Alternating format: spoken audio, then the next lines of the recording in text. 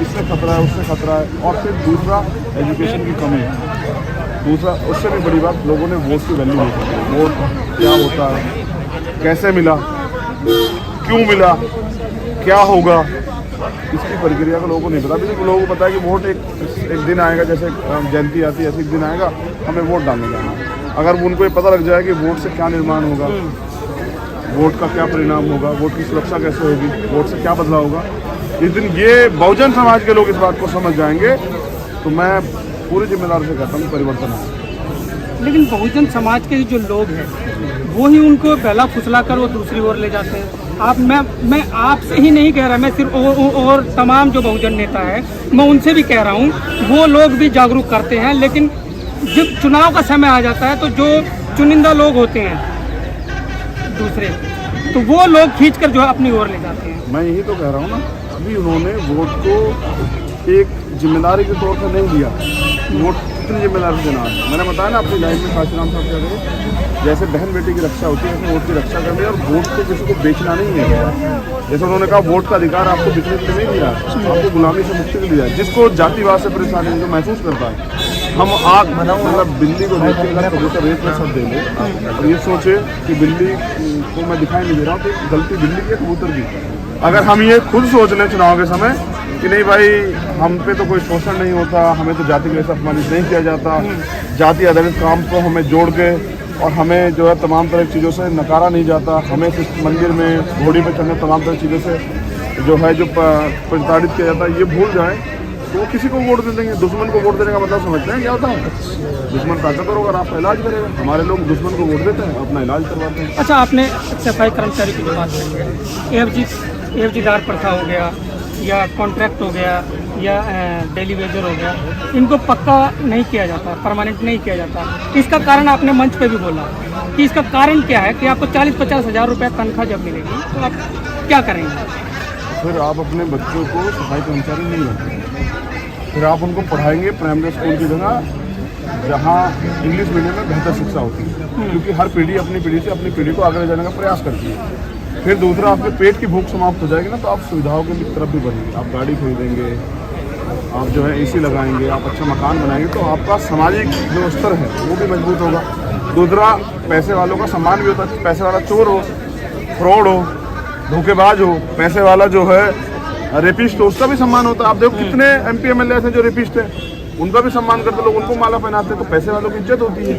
तो मैं समझता हूँ कि जब, जैसा आपने भी बताया और हम सब लोग जानते हैं कि जब ये ठेकेदारी प्रथा खत्म हो गया, सरकारी सिस्टम में लोग, क्योंकि बाबा साहब ने लिखा ना कॉन्स्टिट्यूशन में कि जो दैनिक कार्य है वो कभी ठेकेदारी पर नहीं होना चाहिए। अगर 50 हज़ार की तनख्वाह सफाई कर्मचारी को मिलेगी तो क्या वो अपने बच्चे को सफाई कर्मचारी बनाएगा, डॉक्टर इंजीनियर बनाएगा? क्या वो उसे अपने बच्चे की पढ़ाई के लिए किसी के हाथ फैलाना पड़ेगा? या उसे आज सोचे 8 हज़ार रुपये तनख्वाह पे काम करता है हमारा आदमी, कोरोना जैसी बीमारी आई, घर में माँ बीमार हो जाए, 50 हज़ार रुपये का बिल आए, कहाँ से देगा? उधार लेगा, सारी वो उधार को उतारता रहेगा, उसके लिए सामाजिक अपमान रहेगा। इसलिए सिस्टम ने ये समझ लिया कि जब वंचित वर्ग के लोग आगे बढ़ने लगे कि इनको रोको, उसका तरीका ये था इसको निजीकरण की तरफ ले जाओ। क्योंकि सरकारी जिम्मेदारी, सरकारी जो जॉब ना गारंटी होती है, अगर आपको कुछ हो गया तो मृतक आश्रित में आपका बेटा, आपकी पत्नी, आपकी बेटी, उसको मौका मिल जाएगा। तो यानी कि आपकी गारंटी थी। इसीलिए ये मनुवादी तंत्र आरएसएस भाजपा के लोग सारे सरकारी सिस्टम को प्राइवेट कर रहे हैं कि आरक्षण व्यवस्था खत्म हो जाए और ये गारंटी भी खत्म हो जाए, फिर ये गुलाम बन जाए जो हम दें उसी पे आधारित है। अच्छा, चंद्रशेखर आजाद क्या करेंगे? सबसे पहले अगर मान लो ASP पार्टी अगर नगर निगम में आती है, दिल्ली नगर निगम में आती है या उत्तर प्रदेश में आती है, उत्तराखंड में आती है, तो सबसे पहले आप क्या कार्य करेंगे? बहुत अच्छी बात आपने की, लेकिन मैं आज आपको मैं आपको रोकूं। जो आपने कहा है ना, क्या अकेला चंद्रशेखर इस पार्टी में है? हमारे लीडर खड़े हैं, अगर आप नहीं नकारेंगे, हिमांशु वाल्मीकि जी जो यहाँ लीड कर रहे हैं, महेश पवार जी, उन्होंने एक एजेंडा बनाया। मैं क्या करूँगा ये अलग बात है, लेकिन हमारे लीडर्स क्या सोचते हैं, उन्होंने क्या प्रोग्रामिंग की है, अगर हम ये नहीं बनाएंगे तो पता कैसे लगेगा? देखिए, चंद्रशेखर पूरे संगठन का नाम है। हाँ, लेकिन हम पे लीडर्स हैं, वो लीडर्स जो अपने दम पे इस आंदोलन को आगे बढ़ा रहे हैं। ये सवाल अगर आप हिमांशु जी से करेंगे तो वो बताएंगे कि उनका क्या प्लान है और वो क्या करके दिखाएंगे। क्योंकि अगर आप सिर्फ मुझे दिखाएंगे कि मैं ही हूँ, तो ये लोग छिप जाएंगे। और ऐसा ही हुआ है कि हम व्यक्ति पूजा करते हैं, हम संगठन की वैल्यू नहीं समझते, हम संगठन की वैल्यू समझते हैं। जितना मैं जिम्मेदार हूँ संगठन का, उतना हिमांशु वाल्मीकि भी हमारे नेता हैं। अब आप दिल्ली से जुड़ा हुआ सवाल हमारे नेता से करें और उनके जवाब में मैं उनके साथ खड़ा हूँ। उनकी हर एक बात की जिम्मेदारी मैं लूँ। तो हिमांशु जी आप बताइए, सबसे पहले दिल्ली में, क्योंकि पहले जो सरकार आई है, आपने देखा भी है, पहले जो सरकार आई है उसने बड़े बड़े वादे किए, चुनाव चिन्ह भी ले लिया, लेकिन अभी तक उन्होंने कोई शुरुआत जो है वो नहीं की है कि इनको परमानेंट किया जाए सफाई कर्मचारी को। सरकार पहले आई, सबसे पहले उन्होंने कहा सफाई कर्मचारियों को पक्का। उन्होंने कहा जितने भी कच्चे कर्मचारी हैं जिस भी विभाग में, बहुत सारे ऐसे बहुत सारे डिपार्टमेंट हैं, चाहे वो दिल्ली जल बोर्ड हो, चाहे वो डीटीसी हो, चाहे वो स्वास्थ्य हो, डॉक्टर हो, कॉलेज हो, हॉस्पिटल्स हो, स्कूल्स हो, बहुत बड़ी तादाद से हमारे लोग जो हैं उन जगहों पे लगा करते थे, नौकरियां उन्हें मिला करती थी। मगर सरकार ने बीते 7 सालों में एक नौकरियां नहीं निकाली। सरकार भी जो बीजेपी का एजेंडा है उसी आधार पे जो है उसी एजेंडे पे चल रही है। आरक्षण जानना चाहते हैं कि अगर आप एमसीडी में आते हैं तो आप क्या करें? मैं इन्हें बता रहा हूँ, सबसे पहले सरकार आई, जैसे ही हमारे गाँव में मौका देते हैं लोग, और मौका देंगे भी, अच्छा रिजल्ट मिल रहा है, मौका देंगे तो सबसे पहले जो है जो 30 साल की बीमारी है 30 दिन के अंदर उसको ख़त्म करने का काम करेंगे। उनके रुपये हुए जितने भी अलाउंस हैं वो सब करेंगे। उनको जो है वर्दी के पैसे नहीं मिलते, उनके जो है जो अभी तक कोरोना में लोग मरे हैं, एक शहीद हुए हैं, 1 करोड़ रुपये उनको वो रह रहे हैं, उनको वो देंगे। और उनके जो एरियल रुके हुए हैं, जिसके कारण अगर वो एरियल आज उन्हें हमारे लोगों को सही समय पर मिल जाए तो लोग अपने बच्चों को इंजीनियर बना सकते हैं, डॉक्टर बना सकते हैं, अपने बच्चों की शादी कर सकते हैं, जैसा कि सर ने बताया, मान्य अध्यक्ष जी ने बताया। सर आप तो एरियल की बात कर रहे हैं, रिटायरमेंट का पैसा नहीं मिला है अभी तक। 45 दिन के अंदर जो है रिटायरमेंट का पैसा, पेंशन बंद दी जाएगी। 3-3 सालों से 4 सालों से जो है अभी तक रिटायरमेंट का पैसा नहीं मिला, पेंशन नहीं बन रही है। तो सरकार को क्या पता, उन लोगों को क्या पता जिन लोगों के यहाँ लाखों रुपए महीने का आ रहा है, उन लोगों को क्या पता कि कैसे जो है परिवार चल रहा होगा। एक इतनी अनहोनी घटना हुई दिल्ली में और इस देश के अंदर संविधान का अपमान हुआ कि एक आदमी कच्चा ही रिटायर्ड हो गया, समझ गए। ये एंटी कॉन्स्टिट्यूशन है। वैसे केजरीवाल सरकार जो है संविधान की बात करती है, मगर संविधान की वो बातें मानती नहीं। संविधान कहता है समान कार्य समान वेतन, जो कार्य कभी खत्म नहीं होगा, जो कार्य कभी खत्म नहीं हो सकता, उसको कभी भी प्राइवेटाइजेशन में नहीं किया जाएगा। और प्राइवेटाइजेशन सांप से ज़्यादा जहरीला है। अगर समझें, सांप ढसेगा तो एक आदमी मरेगा और प्राइवेटाइजेशन ढसेगा तो उसकी पीढ़ियाँ मरेगी, समझिए। अगर आदमी गवर्नमेंट एम्प्लॉय होता है ना, तो गवर्नमेंट एम्प्लॉय अपनी भी मदद करता है, अपने परिवार की भी मदद करता है, आने वाली तीसरी पीढ़ी का भी करके जाता है, समझिए। और अड़ोसी पड़ोसी और रिश्तेदारों की भी मदद करता है। तो तकरीबन 10 लोगों को एक गवर्नमेंट एम्प्लॉय चलाता है। मगर प्राइवेटाइजेशन ऐसा है, 12,000 रुपये में आज दिल्ली जैसे शहरों में आज आदमी अपने बच्चों को अच्छी शिक्षा नहीं दे सकता, जिसके कारण जो है वो आगे बढ़ सकता है, समझिए। एक बार डेंगू कोरोना भी हो जाए ना तो तुम जानते हो 50,000 रुपये रोज तक के हॉस्पिटल हैं, समझिए। अभाव के कारण दिल्ली के अंदर दिल्ली की सरकार तमाम वादे करती है। तो प्राइवेट सरकारी हॉस्पिटलों में जाके देख लो, किसी में भी जो है तुम्हें जब नेता बीमार होते हैं, दिल्ली सरकार के नेता बीमार होते हैं, काउंसलर बीमार होते हैं, MLA MP बीमार होते हैं, कोई नहीं जाता वहाँ पे। वो जाते हैं अपोलो, वो जाते हैं मैक्स, समझिए।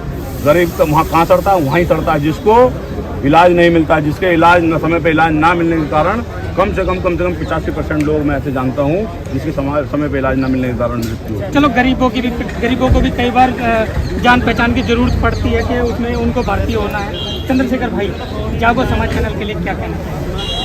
ये जो काम है ना, ये एक आंदोलन है। जैसे हम कर रहे हैं वैसे आप कर रहे हैं। हम जनता के माध्यम से जा के सड़कों पे कर रहे हैं, आप भी सड़कों पे मीडिया के माध्यम से कर रहे हैं। मैं समझता हूँ कि एक अच्छा काम है और करना चाहिए। मैं तो सब लोगों से अपील करूँगा कि हमारे जितने ज़्यादा लोग इससे जुड़ जाएं और वास्तविकता को पहचाने, जाने, सच से अवगत हो, तो शायद उनको पता लग जाए कि देश में चल क्या है। जो व्यवस्था है ठेकेदारी की वजह से सफाई कर्मचारियों की, वो देश के हर डिपार्टमेंट में हो जाएगी, बड़े पैमाने पर लागू होगा। हम लेबर क्लास बन के रह जाएंगे और हमें एक अधिकार के लिए हाथ फैलाना पड़ेगा। अंततः हमारे जीव हिस्से में सिर्फ मौत आएगी। हमें जागना चाहिए, जागो चैनल जगाने के लिए लोग जागे। और एक और मेरी ये अपील भी थी और मैंने ये स्टेटमेंट भी दिया, ये रिकॉर्डेड है कि जब हम इस कार्य को हमें ताकत मिलेगी तो हम प्राइवेटाइजेशन के तौर पे ठेकेदारी व्यवस्था पे जो काम चल रहा है सफाई कर्मचारियों का, वो बंदी कर देंगे। हम इनको सबको पक्के देंगे परमानेंट। जिस तरह बाबा साहब डॉक्टर अम्बेडकर ने इनकी ये हमारी पहली प्रायोरिटी ना, इसी तरह से हम भी कर देंगे प्राइवेटाइजेशन की। तो कहेंगे नहीं, कर देंगे, करेंगे। जब आप पहली बार कहीं मौका मिलेगा, यूपी में हम प्रयास कर रहे हैं, तो पहले ही दिन लेकिन हम सरकार में आएंगे तो पहले दिन पहली कैबिनेट में इतने सफाई कर्मचारी उनको नियमित किया जाएगा। यहाँ कच्ची नौकरी वहीं पक्की नौकरी। पक्की नौकरी, चाहे उसके लिए बजट कहीं से लेके आना पड़े तो बजट आ जाएगा।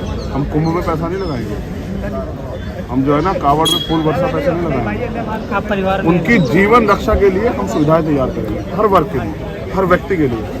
इलाज के अच्छा इलाज न मिलने का किसी की जान ना चले, कोई गरीब अपने सपने ना तोड़ दे कि पढ़ाई के पैसे नहीं, कोई रोजगार के ना मिलने के कारण कोई सुसाइड ना करे, कोई जो है ना, कोई किसी बहन की परसों पीड़ा जो है ना वो सड़क पे ना। ये तमाम तरह के जो बुनियादी मुद्दे, किसी बहन के साथ रेप अन्याय अत्याचार ना हो, पुलिस व्यवस्था, सब चीज़ों पे काम करेंगे। लेकिन कहा ना बाबा साहब ने रिपोर्टिंग का मास्टर, हम उसी सत्ता की चाबी को अपने खेमे में लाना चाहते हैं, जो दुश्मन के खेमे में, जिसके जरिए वो हमारा विनाश है, अपने समाज के विकास के लिए, बहुजन समाज के विकास के लिए, देश की तरक्की के लिए। क्योंकि देश पत्थरों से थोड़ा बनता है, दीवारों से थोड़ा बनता है, देश बनता है लोगों से, दिल जोड़ने से। इस देश का 85% तबका रोटी के लिए मोहताज है। 15% लोग ये कहते हैं कि भाई देश तरक्की के रास्ते पे है। तो क्या अगर मैं शरीर का नीचे का हिस्सा कमज़ोर कर दूं और ये ऊपर के हिस्से को मजबूत रखूं और कहूं कि मेरा शरीर ताकतवर है, तो कौन कैसे साबित हो जाएगा? मेरे बोलने में हो सकता है, लेकिन वास्तविकता में तो नहीं हो सकता। पूरा शरीर मजबूत होगा तभी तो शरीर जो है ना परफेक्ट होगा। तो यहाँ बहुजन समाज के लोग षड्यंत्र से कमज़ोर किया जा रहा है, और हम इस बात को समझ रहे हैं। इस RSS भाजपा के लोगों को और इनके जो एजेंट हैं, जो छिपे बजट, हरे घास में हरे सांप जैसे, जो बाबू साहब की बात तो करते हैं, बाबू साहब रास्ते में चलते हैं, उन सबको भी जल्दी लोकतांत्रिक तरीके से जवाब। अच्छा, एक छोटा सा सवाल है, जो युवा आज RSS जिनका आपने नाम लिया, ये हिंदूवादी संस्थाएं या मुसलमान जो संस्थाएं हैं, वो आजकल एक एजेंडा चला रखा है कि युवाओं को आपस में भिड़ाना, दंगे कराना, क्योंकि मुसलमान जो है वो हिंदुओं का झंडा फेंक रहे हैं मंदिरों का, और हिंदू जो है वो मुसलमानों के झंडे फेंक रहे हैं और चंद बिकाऊ लोग। तो ये इस पर युवाओं को आप क्या मैसेज देंगे? चंद बिकाऊ लोग सब जगह, जिनका ना कोई धर्म है ना कोई मजहब। एक और बात, जिनका कम वोट है वो अपनी राजनीतिक सत्ता में बने रहने के लिए कुछ तो साजिश और षड्यंत्र करेंगे।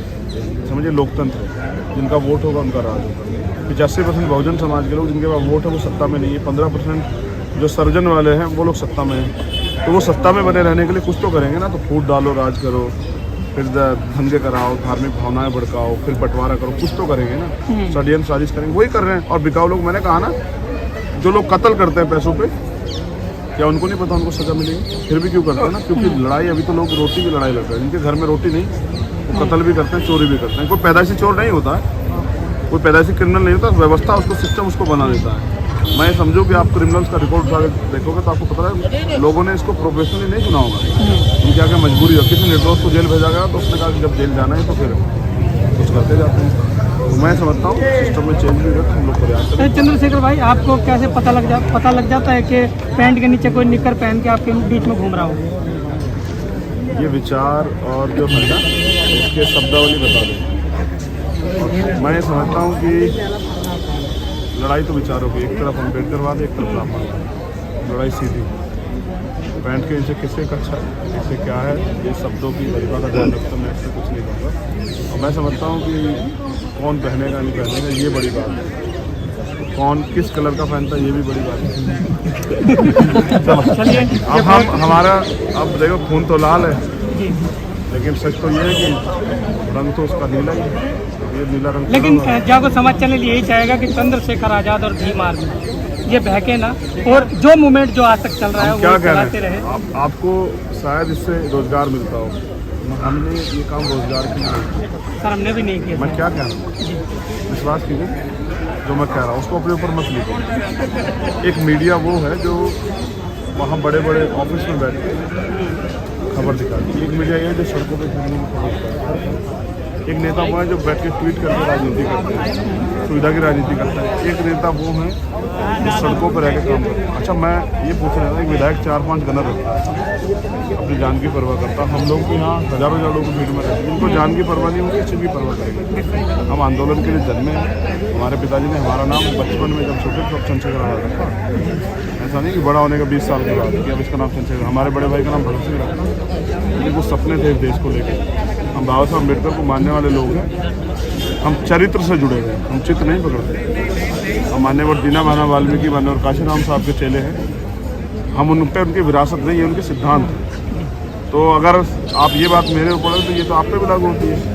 कि कल आप जो है किसी मनुवादी मीडिया के चक्कर में आके काम बंद मत कर देना। तो सबका अपना अपना चरित्र, मैं अपना काम कर रहा हूँ, आप अपना काम करें। और मैं ये चाहता हूँ जब तक ईमानदार से जो काम करे जनता उसका साथ दे। ऐसा ना करें कि जब बाबा साहब चले जाएं तो कहें कि 10 साल बाबा साहब जी जाते तो बहुत कुछ हो जाता, 10 साल काशीराम साहब जी जाते तो बहुत कुछ होता। जब काशीराम साहब लड़ रहे थे तब तो साथ नहीं दिया, बाबा साहब लड़ रहे थे तब तो काले झंडा दिखाए, पत्थर मारे। हमारे लोग सीधे सच्चे लोग हैं, भोले लोग हैं।